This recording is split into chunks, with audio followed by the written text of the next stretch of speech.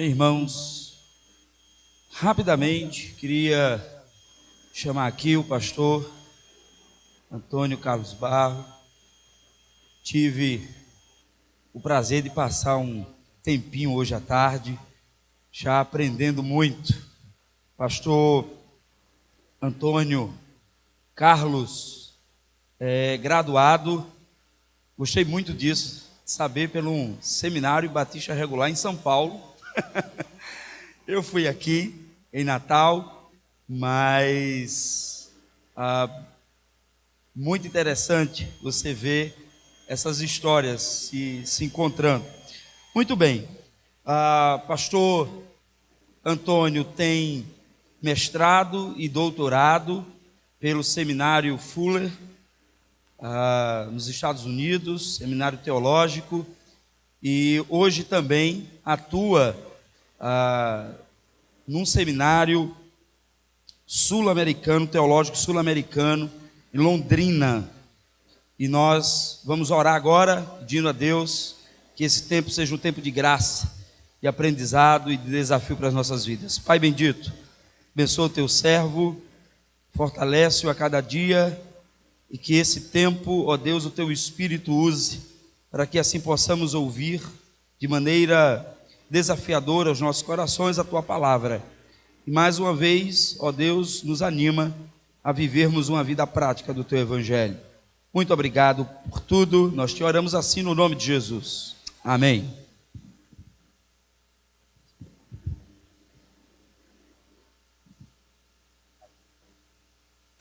Valeu. Gente boa, um abraço da turma nossa lá de Londrina, Faculdade Teológica Sul-Americana, lá no norte do Paraná.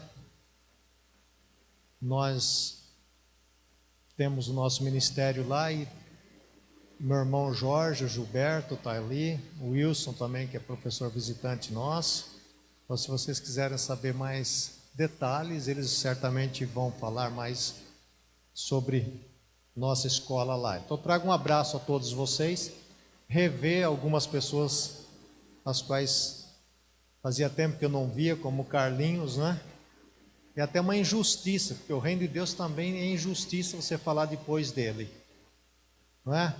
Então isso é assim, a diretoria aí já cometeu uma injustiça severa comigo.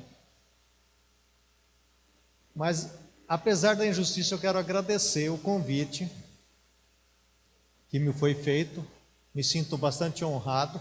Eu quase não sou convidado para fazer conferência, então quando você é convidado assim, até uma surpresa. E foi bacana, né? Ter recebido esse convite e conhecer aqui essa comunidade de irmãos e irmãs nessa região do Brasil. Bem, o tema é esse que está aí: liderança, espiritualidade e reino de Deus. Não vai acontecer absolutamente nada na sua vida depois dessa conferência, ou até durante ela, se você não tiver nenhuma intenção de colocar pelo menos uma coisa em prática na sua vida ou no seu ministério. Isso aqui vai passar voando, você vai gastar 80, os que pagaram, né? E aí você vai falar, mas o que aconteceu?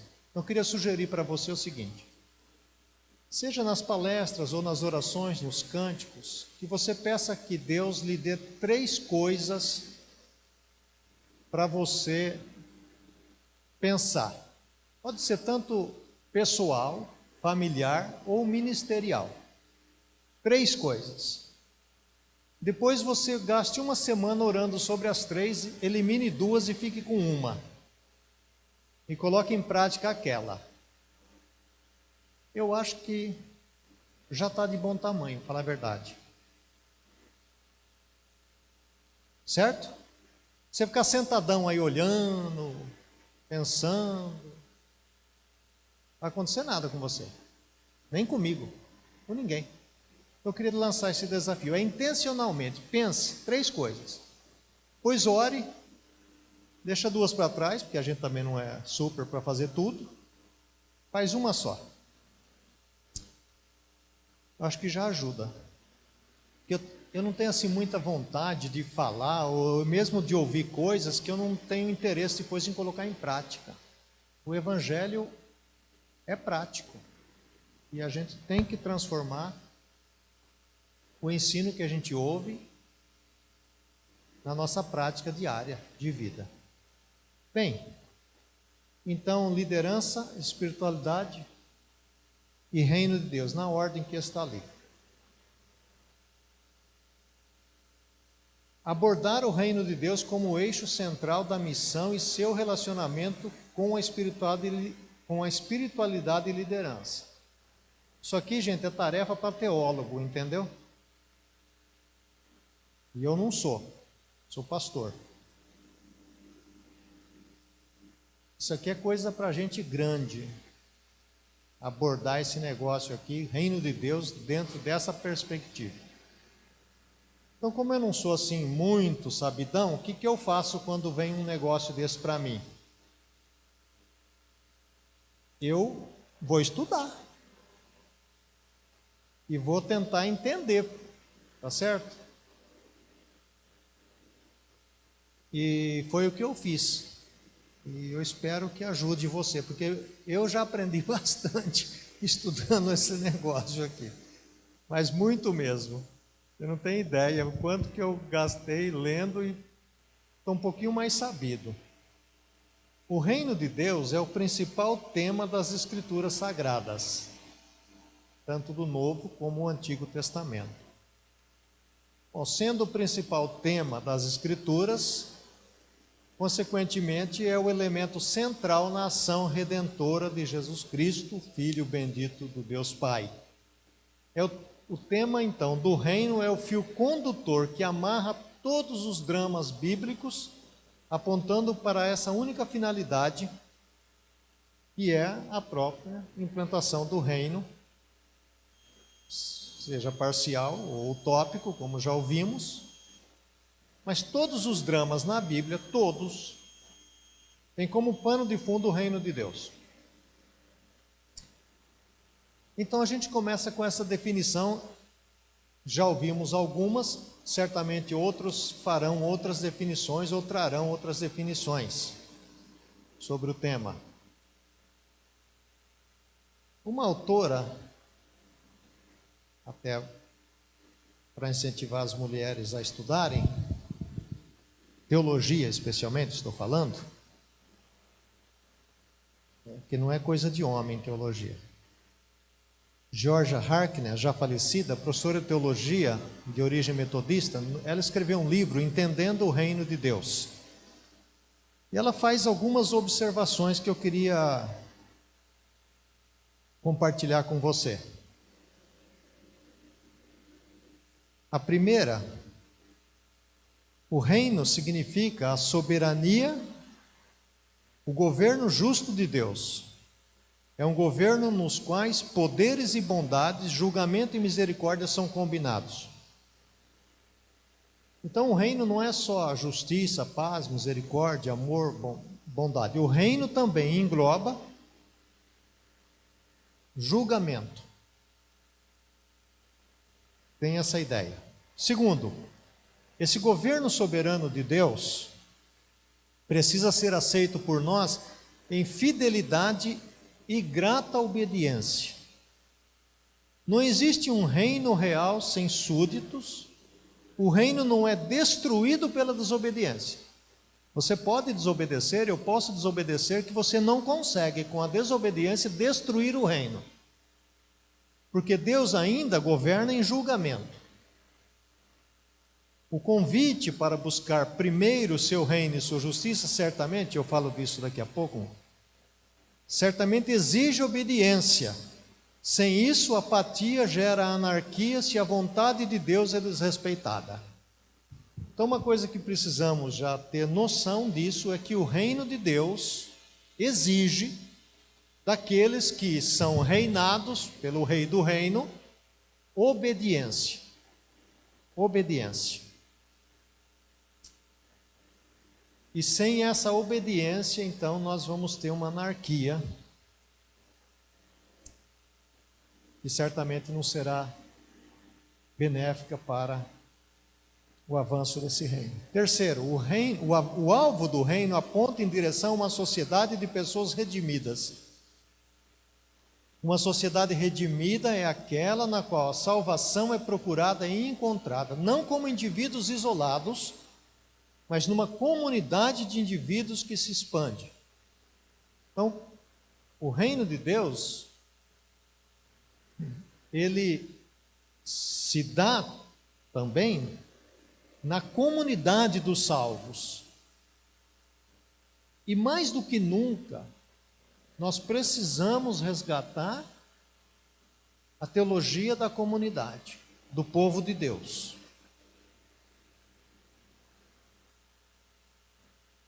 Aí nós temos os sinais do reino no meio da comunidade, ainda que imperfeita, mas os sinais estão presentes. Talvez você esteja perguntando, né, quais são esses sinais? A gente vai falar um pouco sobre isso daqui a pouco. O reino enfrenta oposição a todo momento. E esta oposição é latente mesmo nas nossas ações mais meritórias. Entenderam essa frase?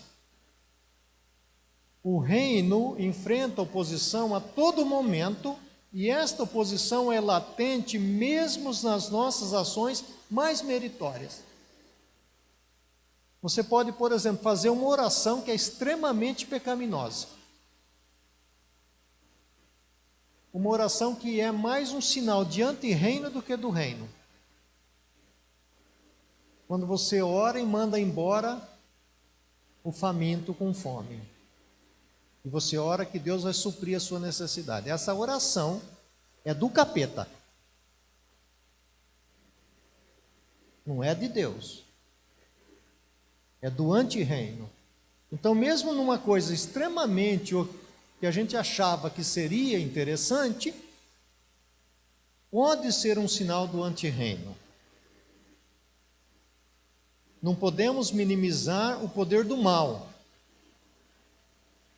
E eu creio que nós estamos atentos a isso, estamos vendo o poder do mal atuando. Essa oposição pode vir do diabo, dos poderes demoníacos da história, ou até mesmo da situação presente de pecado, ignorância, apatia e erros nos seres humanos. Então nós mesmos, como comunidade do reino, podemos fazer oposição ao reino de Deus com a nossa apatia. Com o nosso descaso pelos princípios e valores do reino. E a igreja brasileira, ela tem doutorado em apatia em relação ao reino de Deus. Os principados e potestades confrontam os poderes de Deus. Agora, Deus nunca é conquistado por estas forças, mas cremos que seus propósitos são atrasados e frustrados por elas. Então, essas forças não têm o poder último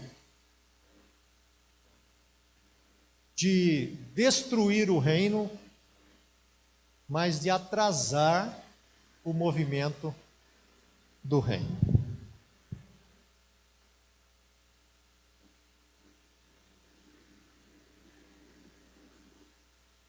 Usando um computador aqui, né, que vocês já perceberam, e eu não sou assim muito expert, tanto que não tem nem transparência, não é?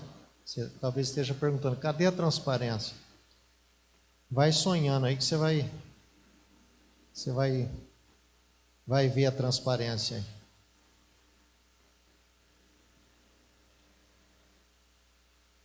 Eu não gosto porque eu não sei resumir o que eu estou falando numa frase, então eu tenho assim admiração por quem faz transparência, mas eu não consigo. Então vai imaginando que você está vendo a transparência e vai guardando na mente aí, tá? Quinto e último dessa teóloga. O reino que Deus governa é presente, mas aponta para o futuro. Venha o teu reino. Ainda que vejamos evidência da sua presença hoje, a sua consumação está no futuro. A visão do reino de Deus não precisa ser apocalíptica, mas é sempre em algum sentido escatológico. Essas são 5 observações a respeito do reino de Deus. Orlando Costas, que foi um teólogo famoso, missiólogo aqui na América Latina, definiu o reino da seguinte forma: o reinado soberano de Deus sobre toda a criação. Então, alguns definem assim: o reinado de Deus sobre toda a criação. E você vai encontrar centenas de versículos que apontam nessa direção.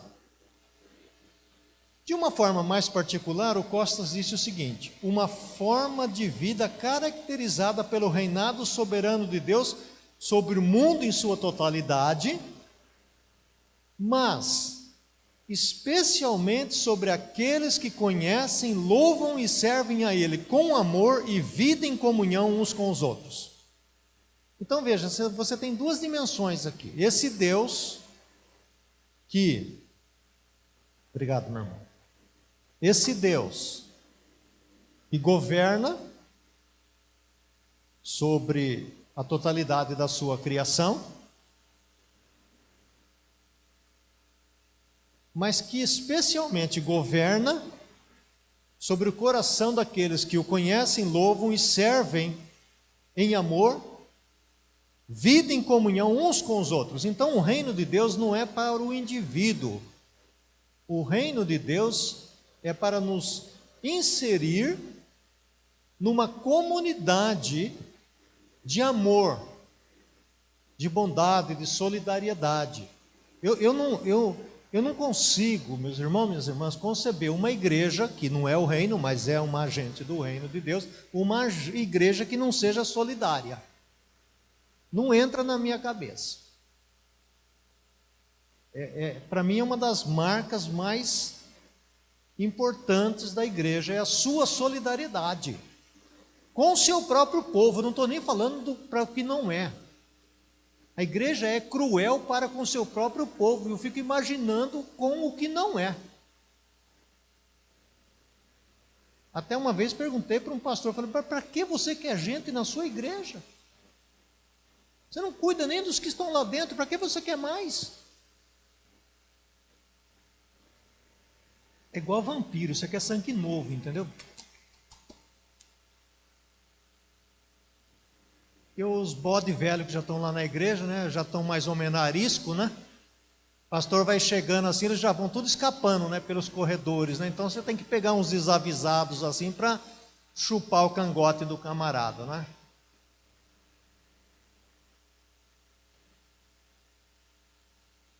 Outro autor, Beasley Murray, disse o seguinte: o reino não é um país que é governado, nem um povo morando nele, mas é o exercício do poder soberano de Deus como Senhor e Rei.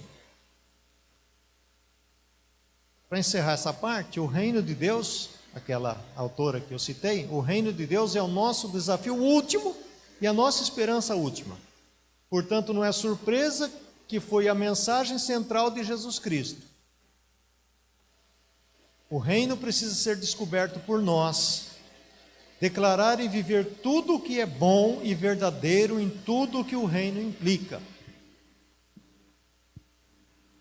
Qual a importância do reino de Deus para você ou para a igreja hoje? O que é que exatamente faz o conceito do reino de Deus na prática cristã? Então, ao preparar isso, eu fiquei perguntando: que importância tem isso para a minha vida? Eu posso estar equivocado, e geralmente eu estou, mas em nosso dia a dia, eu não vejo como o reino de Deus contribui para aquilo que eu ou a igreja está fazendo. Que diferença faz, por exemplo, para você, naquilo que você está fazendo, na sua vida ou no seu ministério, o reino de Deus? Se alguém viesse aqui nessa noite e dissesse o seguinte: olha, esse negócio de reino de Deus, acabei de descobrir no Google, não existe. Eu tenho quase absoluta certeza que para você não faria a menor diferença essa informação. Ou faria? Eu acho que não. A gente faz as nossas reuniões sem se preocupar com as coisas do reino. A gente ora sem se preocupar com as coisas do reino. A gente faz reunião de presbitério, quem é presbiteriano aqui sabe dessa gloriosa reunião que tem no final do ano. E não tem absolutamente a menor importância o reino de Deus naquelas reuniões. Os batistas também são a mesma coisa, os assembleianos também, os quadrangulares, retangulares. Faz a menor diferença, gente. Vamos ser sinceros.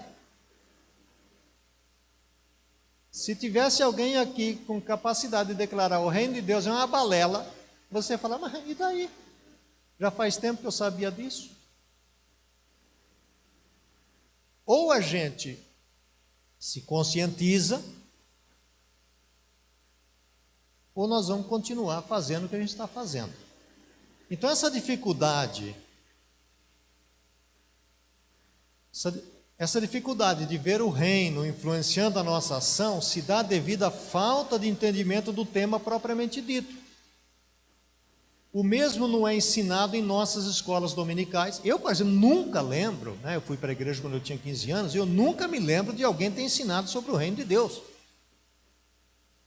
Grupos nos lares. Alguém vai lá gastar uma reunião no grupos dos lares, células, não sei o nome que você dá esse ajuntamento semanal, vai gastar uma noite daquela falando do reino de Deus? Nas nossas pregações, qual foi a última vez que você pregou ou ouviu uma mensagem sobre o reino de Deus? Eu estava puxando pela memória e eu não estava conseguindo lembrar. Poucos pastores se aventuram a ir num púlpito e falar, hoje a nossa pregação é sobre o reino de Deus. Ainda que seja a mensagem central das Escrituras e do próprio Jesus Cristo, não é a nossa. O que é uma certa incoerência, certo ou não? Porque nós seguimos o Jesus que tinha como tônica na sua vida o reino, mas nós mesmos quase não falamos sobre esse tema. Os nossos seminários teológicos, as matérias são marginais no seminário teológico sobre o reino. É uma aula, o en passant.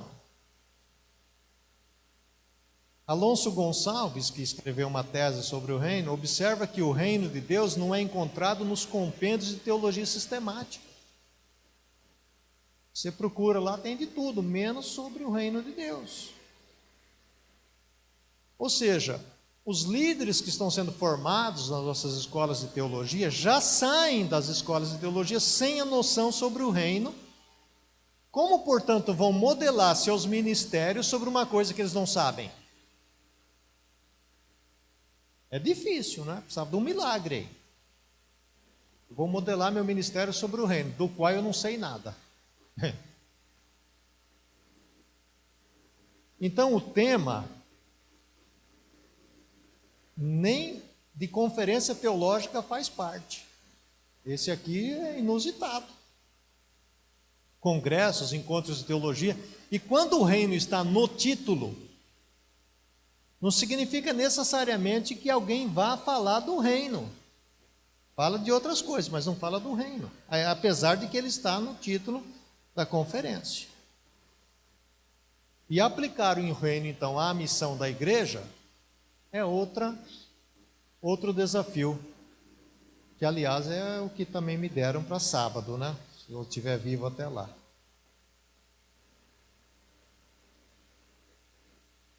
Por isso, a gente não é de estranhar que o reino de Deus é algo desconhecido do povo evangélico em geral.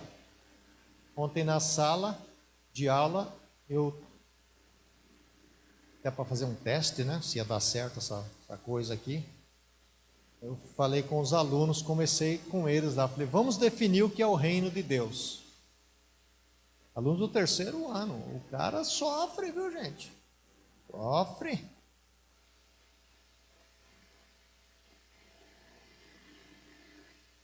A missão de Jesus tem como orientação o reino de Deus. Acho que a gente já sabe isso. Quando ele surge nas terras lá da Palestina, dando início ao seu ministério, uma das primeiras informações que ele mesmo traz a respeito do reino de Deus é que o reino é chegado. Eu entendo que o reino chegou porque ele chegou. Se ele não tivesse chegado, o reino também não teria chegado. Então ele diz: o reino chegou porque eu cheguei.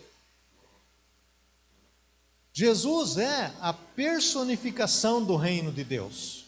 Ele personifica o reino de Deus. Se você quer olhar para o reino de Deus, olha para Jesus. Se você quer saber o que é o reino de Deus, tem que saber quem é Jesus.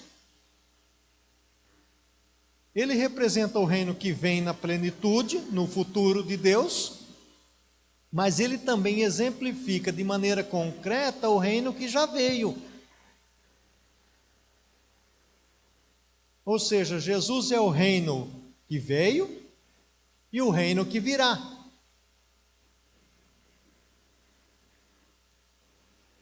E ele, Jesus, isso aqui é importante, passa a ser a referência última em relação a tudo o que concerne Deus. Ou seja, não há nenhuma outra referência a respeito de Deus que não esteja na pessoa de Jesus. Eu encontro nesse aspecto uma similaridade com o chamado de Abraão. Porque quando Deus chama Abraão, Deus diz a Abraão o seguinte: em ti serão benditas todas as famílias da terra, e quem receber você, Abraão, será abençoado, quem rejeitar você, Abraão, será amaldiçoado. Ou seja, Abraão é uma referência de bênção para as famílias da terra, para os povos da terra, já está escrito lá no Gênesis 12. Quando Jesus Cristo vem, Paulo fala isso. Paulo, camarada inteligente, com propriedade, ele captou isso lá em Gálatas 3. Ele disse que Jesus Cristo é a bênção que Deus havia prometido a Abraão.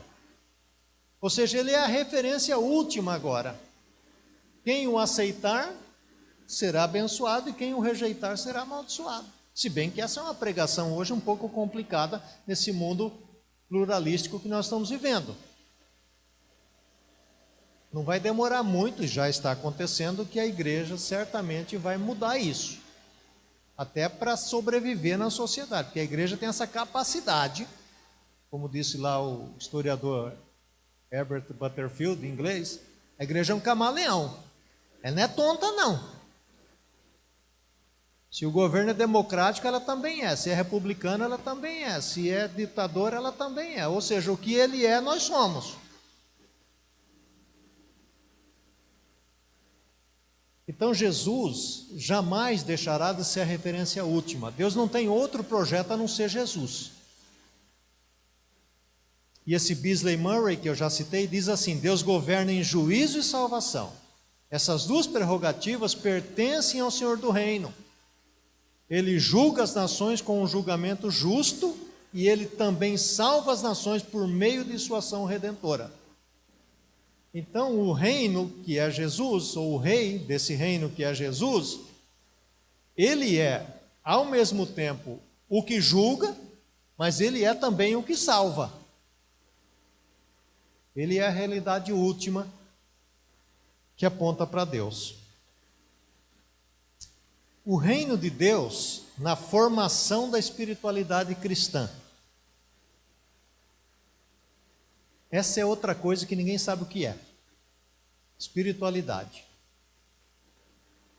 Você entra no Google, você entra nos livros, aí começa a definição de espiritualidade. O que é isso?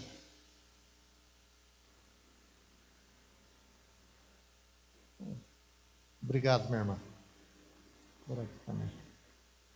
É porque eu sou estabanado, eu vou certamente derrubar. O que é ser espiritual? E parece que é um tema importante nas Escrituras, porque Jesus já começa dizendo que Deus estava buscando gente que o adorasse em espírito e em verdade.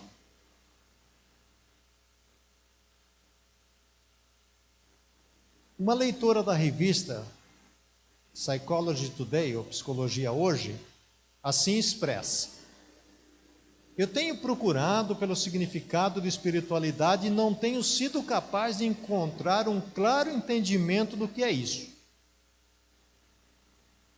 Eu escrevo, naturalmente, que ela ainda não conversou com nenhum pastor, porque eu mesmo já teria dado uma resposta citando a Bíblia para ela. Aí eu escrevi aqui, estou sendo irônico. E pastor, meu amigo, você falou qualquer coisinha, o bicho abre a Bíblia e já está com um versículo na cabeça da pessoa. Porque ele é espiritual, está entendendo? Ai do pastor que não pensar de si mesmo nessa categoria de espiritual. Porque ele pensa, se eu não for espiritual, o que é que o outro vai pensar de mim? Né? E aí começa os dilemas. Num outro lugar, num site, a pessoa faz menção sobre um casal da seguinte forma: eles não são religiosos, mas são profundamente espirituais. Ai, que negócio estranho é esse? E a gente sempre pensou que religiosidade tinha a ver com espiritualidade, ou espiritualidade com religiosidade. Então, o casal não é religioso, mas é espiritual. Aquilo que o Carlinhos falou aqui, até o ateu hoje em dia está descobrindo que é legal ser espiritual. Eu estava conversando com o Júlio Zabatiero ontem, num lanche, ele estava...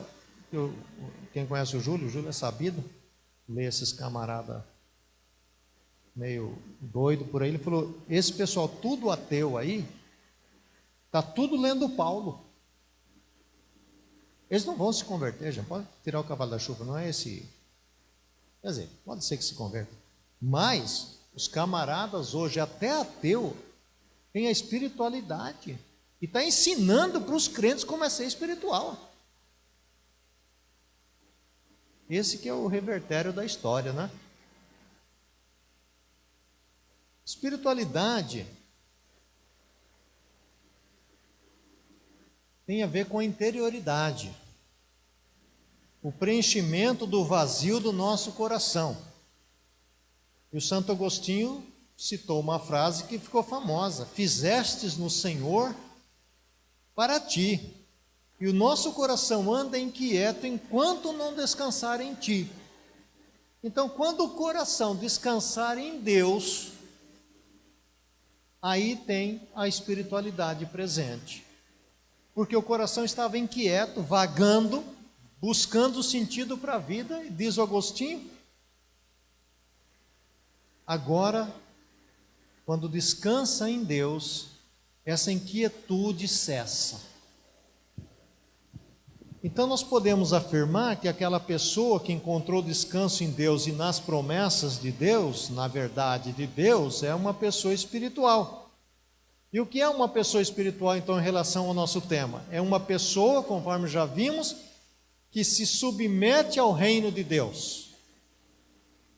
E se submeter ao reino de Deus é fazer a vontade de Deus, que é outro tema também difícil de explicar. O que é a vontade de Deus?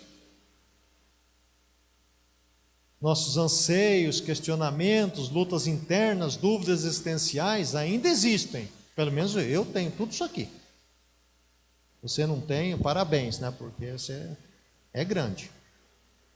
Olha, Angústia, por exemplo, é o meu sobrenome. O nome do meio, o meu é Angústia. Antônio Carlos Angústia Barro. Eu sou um sujeito angustiado. E não adianta falar, mas tem que orar sobre isso. Que orar, gente? Eu gosto de ser angustiado. É um negócio apaixonante para mim ser angustiado. Então, na minha cabeça, é uma parte lutando com a outra, com a outra, com a outra, com a outra, com a outra. Então essas ansiedades internas, e mais as ansiedades pelas coisas da vida, porque ser espiritual, a gente poderia até pensar que seria extremamente interessante, porque eliminaria a ansiedade com as coisas da vida. na minha experiência, não elimina muito, não. Tanto não elimina que Jesus falou lá no seu ensino do Sermão do Monte. Mas o encontro com Deus, com o reino de Deus, faz o quê? Faz com que essa ansiedade se acalme. Sabe quando você está por demais ansioso e você então começa a se submeter aos desejos de Deus? Isso acalma o coração, a mente, a alma. Então é nesse encontro com o reino de Jesus, a nossa espiritualidade vai se completando, porque não é acabada.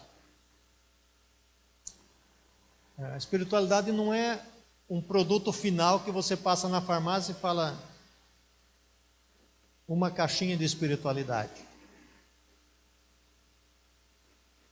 É um caminhar, é uma trilha que a gente faz ao lado do Nazareno. Então, nessa espiritualidade nós vamos sendo plenos dele. Aquele versículo que foi lido, ele vai sendo formado em nós, vai sendo formado em nós. Por isso, nesse processo da espiritualidade, é preciso ter muita paciência, paciência com você, certo? Porque nós somos impacientes com a gente mesmo, a gente exige demais da gente. E a nossa sociedade é assim, é produtivo. E pastor, tem pastor aqui, né? Pastora também? Todo pastor que eu conheço, pastor eu não sei, mas pastor é messiânico. O sujeito, ele acorda para salvar o mundo. Não é para salvar a rua da igreja dele, não. Isso aí ele tira de letra. O negócio dele é o mundo, então o pastor precisa ser precisado. Ele tem necessidade de ser necessitado. E agora com esse advento do celular, isso tem ajudado extremamente o pastor, é uma bênção para o pastor messiânico. E até no banheiro, ele está lá obrando, certo?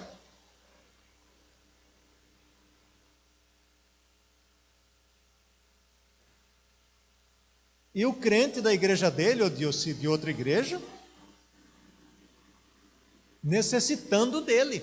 Ele se sente extremamente feliz na obra. Na obra.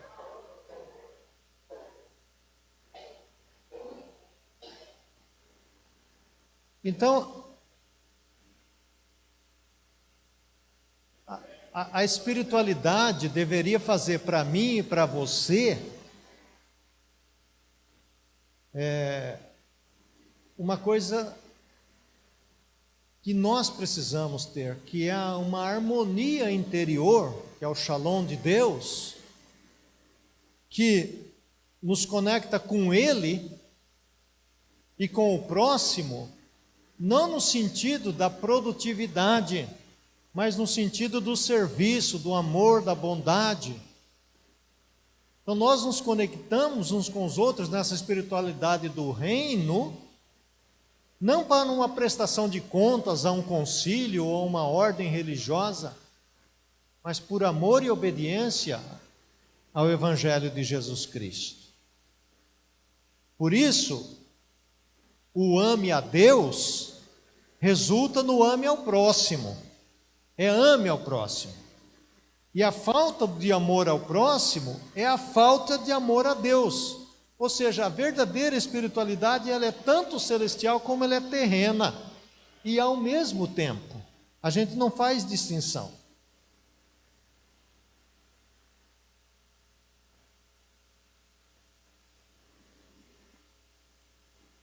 Esse verso famoso que tem aí na Bíblia, buscai assim em primeiro lugar o reino de Deus e a sua justiça, e todas essas coisas vos serão acrescentadas. Mas que verso estranho, não é verdade? Que a gente cita exatamente para o crente condenado que vem pedir um aconselhamento. Isso aqui é um dos versículos prediletos de pastor. Meu irmão, busque primeiro o reino, meu irmão. Coloque a sua mente no reino, meu irmão. Seja obediente ao reino. Esse negócio de comida que você está precisando em casa, Deus vai dar. O que é isso? Você não tem fé? Tome posse, meu irmão. Você crê? Creio. Gente, quando você conversa com um condenado, tudo que você falar para ele, se ele crê, se ele aceita, é lógico que ele aceita, que ele crê. O cara está no pau da goiaba, não vai aceitar, não vai crer? Hã? Você crê, irmão? Creio. Se aceita, aceita. Toma posse, pastor. Amém. Vai-te em paz e não peques mais. Então, que benditas coisas são essas que serão acrescentadas a quem buscar o reino? Bem, olha lá o texto de Mateus, né? Você é pastor para isso? Esse buscar significa buscar a fim de encontrar. Eu entendi bem isso aqui. Porque uma vez eu caí em falso, que a minha mulher sempre fala assim para mim. Ou eu pergunto primeiro, falo, onde está a chave? Ela fala, onde você deixou? Sim, isso eu sei. O problema que eu não sei é onde que eu deixei. Então eu pergunto de novo, mas onde que eu deixei? Ela fala, lá naquele lugar que você deixou. Aí eu digo assim, mas eu já procurei em todos os lugares e não encontro. Mas aí um dia eu caí em falso e disse o seguinte, mas a gente procura para não encontrar. Você não é assim? Você está procurando, mas você não está. Ela fala, se eu for lá, não é?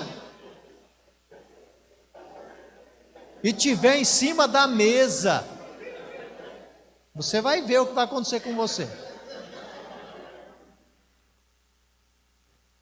Esse diálogo é bom porque desenvolve em você um sentimento de oração, não é? Você imediatamente começa a orar, Senhor, tomara que não esteja lá. Certo? Mas o diabo é uma praga. Onde está a chave? Lá. Então ela vai lá. Fala, essa aqui é a chave? Tá bom. Está aparecendo.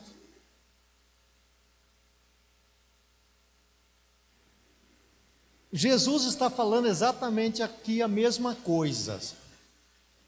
Tem gente que busca para não encontrar o reino. E Jesus está dizendo, busque o reino para encontrar. Aí então você tem que fazer toda a diligência, todo o esforço, todo o raciocínio, toda a demanda, e ir atrás desse reino para encontrar, não é ir atrás para não encontrar.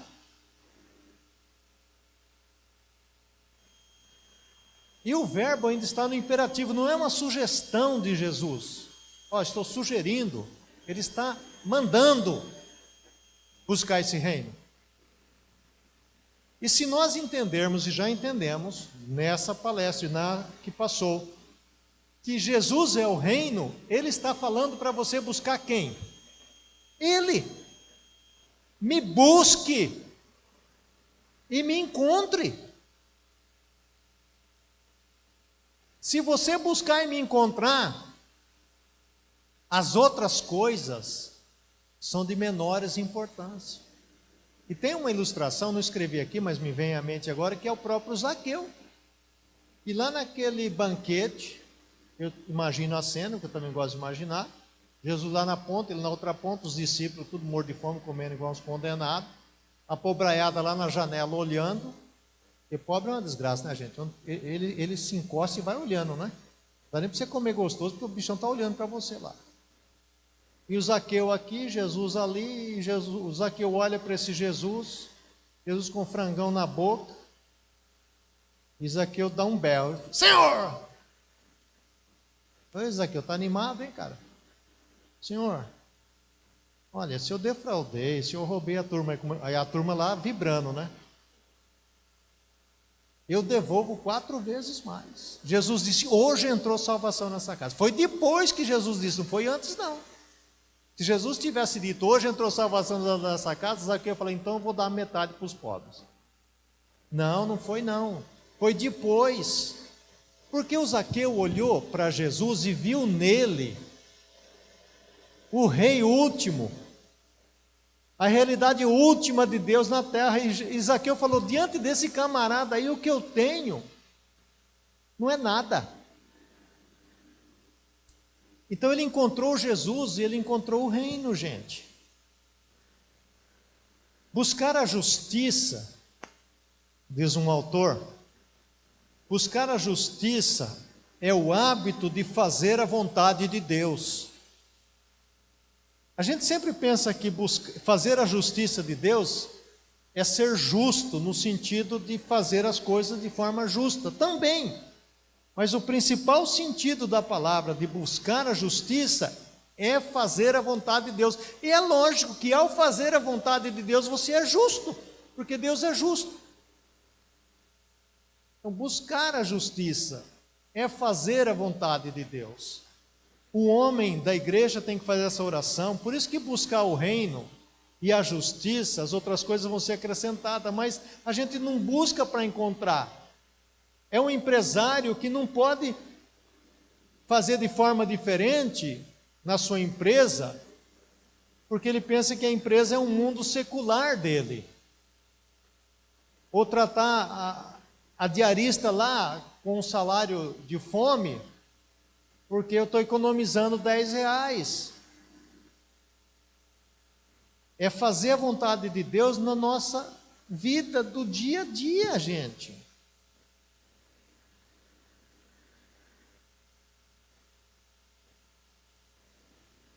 Eu estou olhando o relógio ali, tá? Quais são as características de uma pessoa cuja espiritualidade é fundamentada no reino de Deus?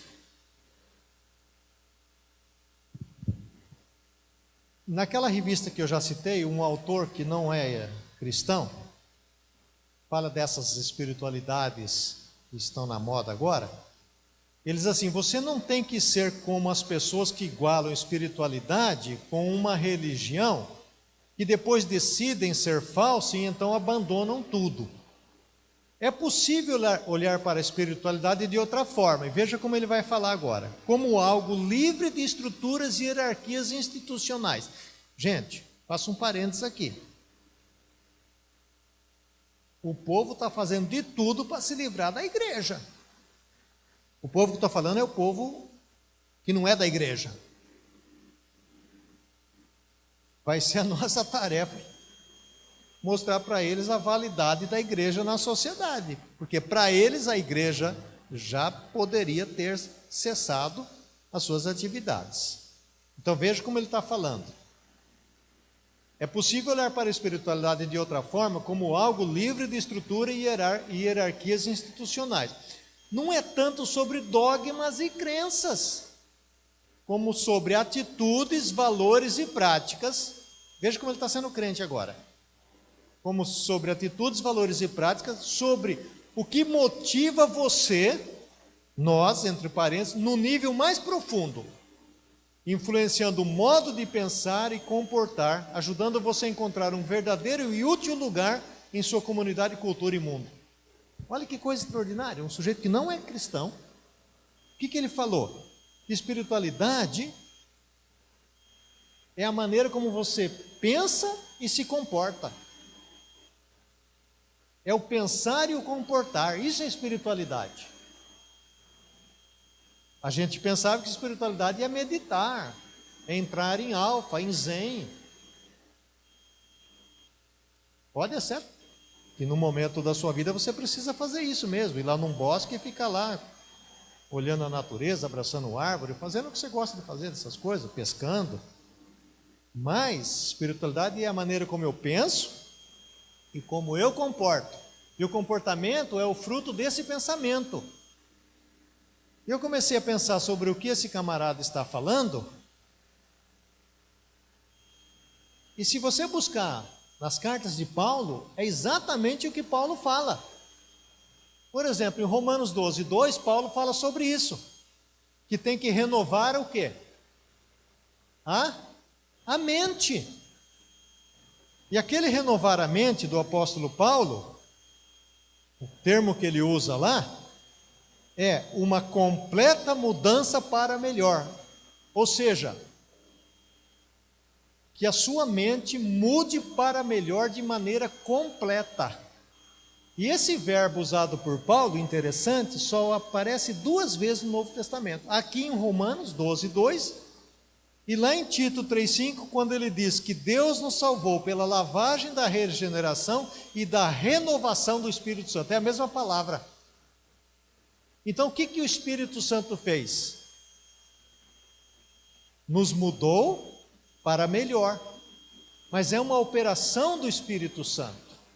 Então a espiritualidade não pode ser desassociada ou será parte da operação do Espírito Santo. E o pessoal hoje ensina você como ser espiritual, em 10 lições, 7 passos para ser espiritual, 12 semanas do cesto cheio para você ser um super crente. O pior de tudo não é isso, é que você acredita e faz, mas aí não dá certo. Lá na 11ª, faltando 1 semana, você não pode ir, pronto, tem que começar tudo de novo. Mas como o pastor é criativo, né, gente, para inventar esses negócios, eu fico abismado. Eu não sei como que o camarada foi ser pastor, porque ele podia ser qualquer coisa na face da terra, mas ele vai ser pastor, o infeliz. Não, crente sofre, gente, vocês não têm noção. Não tem noção como o crente sofre na mão dos pastores. Não de vocês, naturalmente. Eu não conheço, estou falando do pessoal lá de Londrina, que olha, é uma curva de rio aquela cidade. Aquilo é uma curva de rio. Está gravando aí, depois não põe na internet, não, pelo amor de Deus, porque são todos meus amigos lá.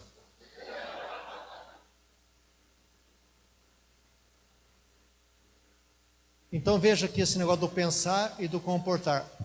Um capítulo fascinante da Bíblia é Colossenses 3. Paulo fala, agora que você já morreu para o mundo e vive para Cristo, ele fala o quê? Pensai nas coisas lá de cima. Veja, pensai. E logo após que ele diz pensar, ele diz, você tem que se revestir da nova criatura, e ele então fala uma série de hábitos novos que faz parte desse ser espiritual. Isso a gente precisa ensinar na igreja.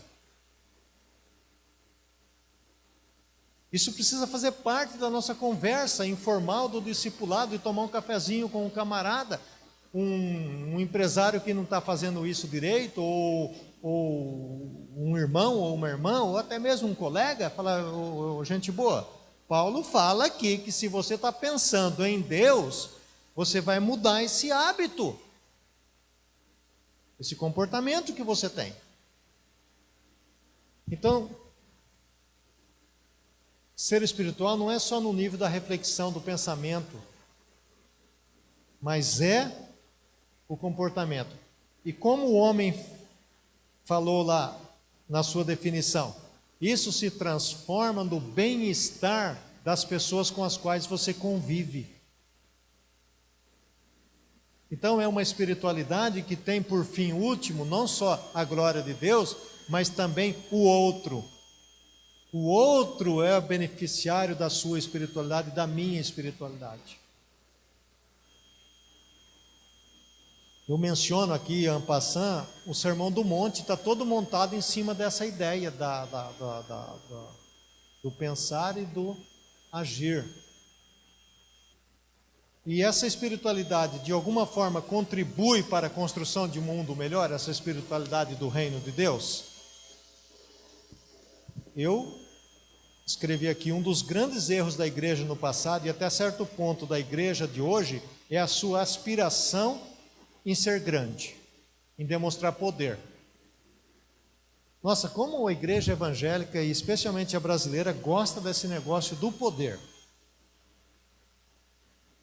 A igreja almeja ser vista dentro do círculo das organizações que influenciam a sociedade. Como o pastor ou a igreja vibra quando o prefeito convida para ir lá inaugurar o cemitério? Ou a loja não sei das quantas. Você fala, nossa, olha só, antigamente a gente não era convidado nem para jogar bola de gude, agora a gente está inaugurando a rádio da cidade. Não é pecado isso, gente. Vai lá, ora a Deus, abençoa. Mas não deixa que isso suba na sua cabeça achando que agora você é grande. Porque o reino de Deus não passa por aí. O reino de Deus corre desse negócio de ser grande. Tudo na Bíblia do reino de Deus começa pequeno e é pequeno. É marginal. Então a espiritualidade do reino não se dá por meio da operação de coisas grandes e suntuosas. Eu recentemente, há 2 semanas, fui num culto, numa cidade americana, num templo que há 25 anos atrás foi construído, e na época, 25 anos atrás, ele custou $30 milhões para míseras 2 horas dominicais no domingo pela manhã. O templo é a glória. Aí eu fico pensando, o que eu vou pregar num templo desse? Graças ao bom Deus que eu não sou pastor de uma igreja dessa, porque eu não saberia nem o que pregar. Vou pregar que Jesus volta. Mas para quê? Se eu acabei de fazer um templo de 30 milhões, eu vou falar que ele vai voltar. A turma vai falar, mas isso é uma incoerência. Certo? Se ele vai voltar, por que a gente está se endividando como um louco? Só se for deixar para pagar a dívida aí, para quem não for arrebatado. Já é castigo, não sei, ainda vai pagar a dívida do templo. Mas nós temos predileção pelo poder, ou não temos? Não, se você confessar, você vai, né? Ajoelhar no grão de bico aí e confessar. Pastor, eu já disse, é messiânico, ele vibra com esse negócio do poder. E não é o pastor de hoje, não, o Tiago já falava isso lá na frente, lá atrás. Então veja, a espiritualidade, e essa espiritualidade que a gente está falando de transformadora, da nossa vida em primeiro lugar, eu tive um encontro com Jesus, é também uma espiritualidade que transforma o outro, não pelo poder, mas pela prática da bondade e pela prática do amor. Sabe uma coisa que nós precisamos trazer de volta para a missão da igreja, da missão integral inclusive? Compaixão. O crente precisa de ter compaixão pelo outro, pela situação do outro. Sem compaixão, irmãos e irmãs, a igreja não roda. Ela é famosa, ela tem programas, ela tem 1000 coisas, mas sem compaixão nós não agradamos o coração de Deus. E eu li um texto do Faustino recentemente, o Faustino Teixeira, e ele fala de um negócio que eu nem sabia o que era, fui pesquisar depois. Isso que é bom ler, né? Porque você não sabe, você vai olhar. Chama híbris totalitária. Eu falei, meu Deus, o que é isso? Híbris totalitária. A híbris totalitária nada mais é do que a prepotência. E se tem um sujeito prepotente na face da terra, é o crente. Ele precisa se despir dessa prepotência para atingir o coração do outro. Chegar de dedo em cima de quem não é crente. Já chega falando, você é do diabo, você é do capeta, você é isso, você é aquilo. Olha, domingo que vem vai na igreja para você ser abençoado. Para quê? Depois de tantas palavras elogiosas assim, né? Você convidar o cara para ir na igreja, não tem necessidade. Eu não iria, sinceramente. Eu perguntaria, qual é a sua igreja? É aquela lá na esquina. Eu falei, então eu vou na outra, lá do outro lado. Não, tem igreja que você precisa correr dela. Corre. Então veja, vou encerrar. Fazer uns pulos aqui para encerrar. Em relação à liderança. Bom, o Carlinhos já falou tudo o que era para falar. Já podemos até encerrar o congresso. Liderança. Não tem um tatu que não saiba o que é isso. Porque você vai no aeroporto ou numa livraria, tem livro de liderança de cabo a rabo. É só o que tem.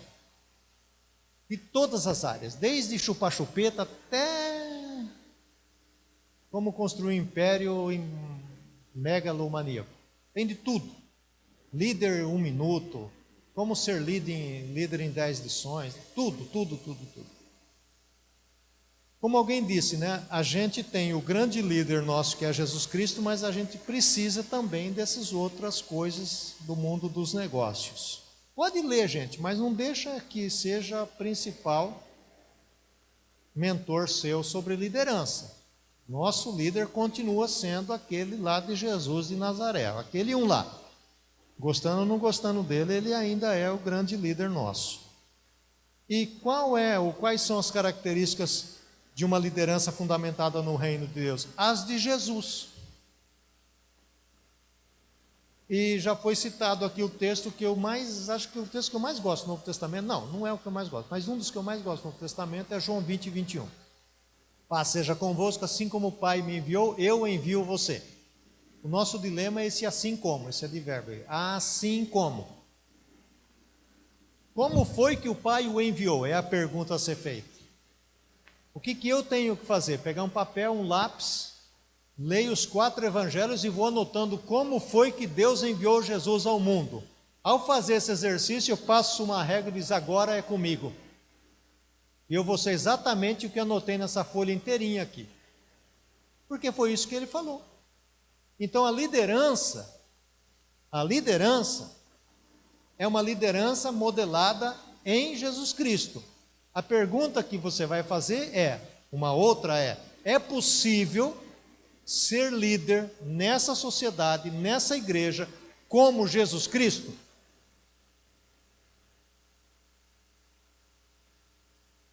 Sabe o que é que vai encontrar você, se você for esse tipo de líder, se eu for esse tipo de líder? A morte. Essa é a recompensa. Aí então a gente já fica um pouco mais ressabiado, certo ou não? Porque se a gente for basear nossa liderança no modelo de Jesus, a liderança de Jesus levou ele para o buraco. Ele foi sacrificado. Você fala, mas talvez eu não seja sacrificado. Sim, mas o pessoal vai tirar você da igreja.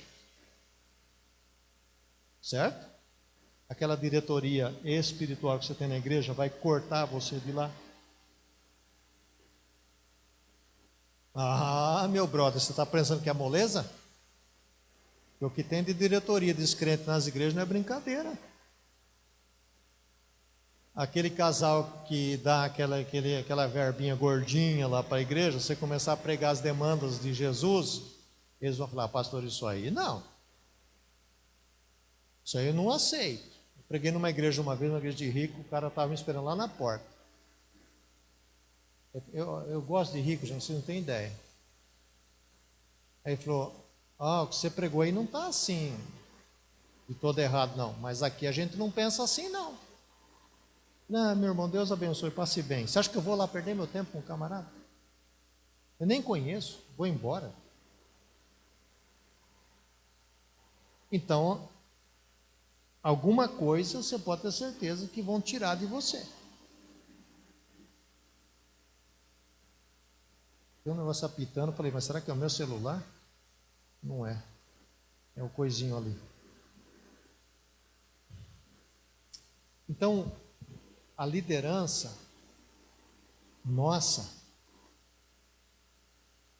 do reino é Jesus. Quando você for então definir o reino, pense em Jesus. Quando você for definir o que é um ser espiritual, pense em Jesus. Quando você for definir o que é um líder, pensa em Jesus. E que Ele seja a inspiração da sua vida em primeiro lugar. Não é do seu ministério, da sua vida. Porque você é um ser. Tem até uma música que diz, você é alguém, né? Você é um ser, sei lá como é que fala, você é alguém e tal. E é verdade, você é. Eu sei que às vezes a gente esquece. A gente é mais uma máquina no meio dessa engrenagem, mas não é verdade. Você é um ser, você é alguém amado por Deus, amada por Deus, minha irmã. Então, pensa em Jesus como uma inspiração, para Ele inspirar o seu coração, inspirar a sua alma, o seu espírito. E permita que essa pessoa de Jesus, em você, sendo formada em você, vá modelando a maneira como você pensa e o seu comportamento. Até chegar aquele dia em que Ele convidar você para subir para os páramos eternos e ver então o seu grande tesouro que você tem lá. E eu espero que aquele dia não seja um dia de surpresas negativas. Mas Senhor, só isso? Meu brother, o que você mandou está aí. É isso aí.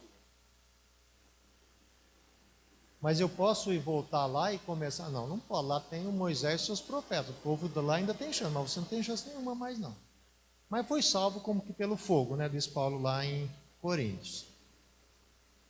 Que Deus nos abençoe. Já tem nos abençoado.